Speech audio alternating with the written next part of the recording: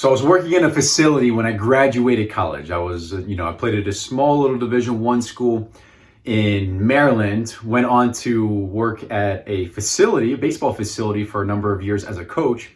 And there was one day in particular, I remember the thermostat in the facility had 2 digits on it. So it had a 0 and a 0, and the 2 digits said 9 and 9. So it was 99 degrees, but it was actually hotter than that because the thermostat didn't go to 100 degrees. I mean, it was unbelievable. There was no airflow. And, some people might say, oh, that's crazy, over 100 degrees in a facility. And actually, it was because it had a metal roof on it. And we had some, if you can imagine, some tarps on either side where the doors were open.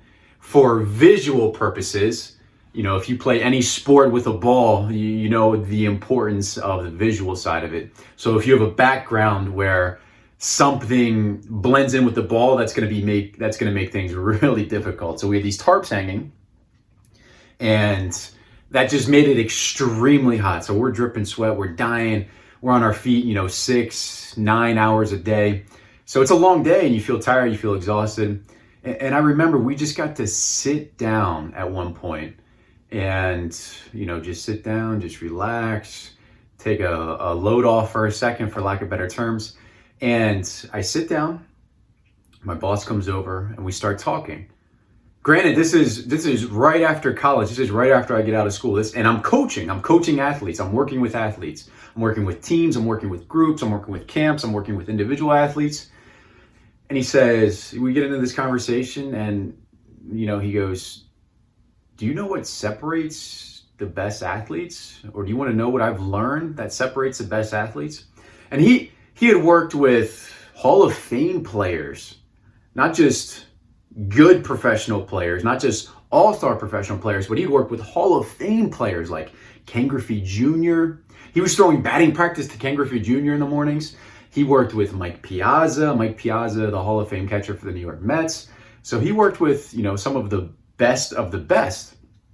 And we get to talking, and he says, Sam, the best players are the smartest players. And you say, whoa, that doesn't sound too profound, right? That's not too mind-blowing. That doesn't seem like some big epiphany.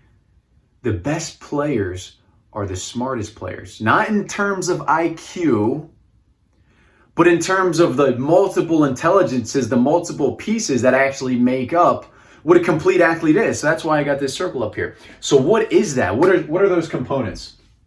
Okay, so obviously, number one, you got the physical side. This is the complete athlete. You have the physical side of athletics, but there's more to it than that. There's more to it than just the physical side. So we'll go here, we'll go here, we'll go here.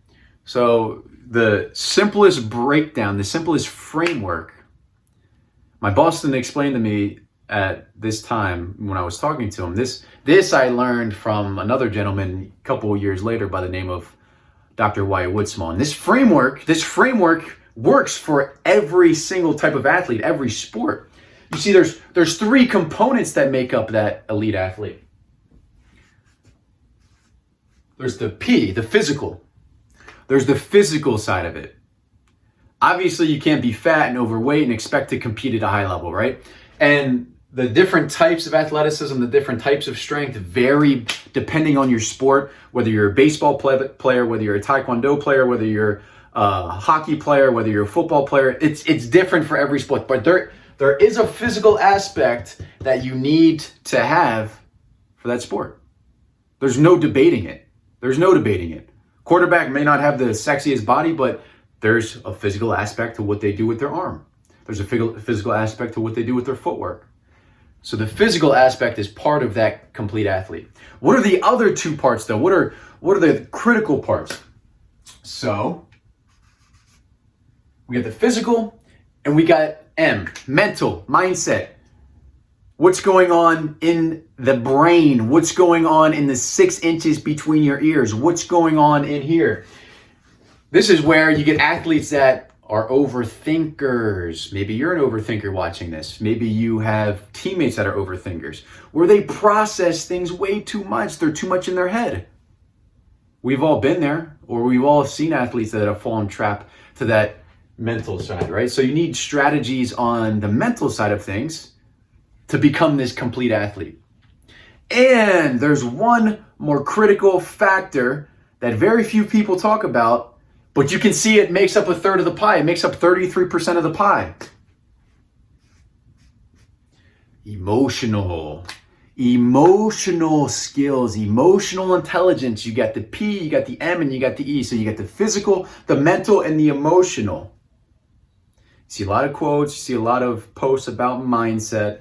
You know, you gotta have a great mindset, you gotta be mentally tough, so on and so forth. And there's levels to each of these. Each of these components go very, very deep in and of itself. However, at the biggest level, the big picture, athletes, we need to understand, coaches, we need to understand that it's just not about focusing on one area, because you're only capturing a little piece of the pie. You're only capturing a small piece of it, a small fraction of it. If I work a little bit here, if I work a little bit here, if I work a little bit here, then I'm making the whole thing better. But what happens? It's human nature to do what we feel most comfortable with. So we enjoy working on the physical side. So what do? We spend more time on the physical side. We spend more time working out, more time training, more time in the gym. So we do what we like most. And what does that mean? It means we neglect these other two areas. Or we're an overthinker. We're one of these overthinking types. So we don't want to be on the mental side of the part of the sport all of the time, but we get stuck there. Or the emotional type, the athlete that just, they can't control their emotions, they freak out. And there's going to be a little debate here. There's nothing wrong with letting your emotions out and freaking out if you can learn how to bounce back from it quickly.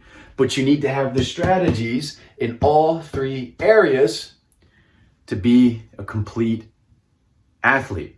So there's no debating that. There's no debating it. So let me know. Let me know what questions in the comments. What questions do you have about this? Let me know, and I'm going to answer them.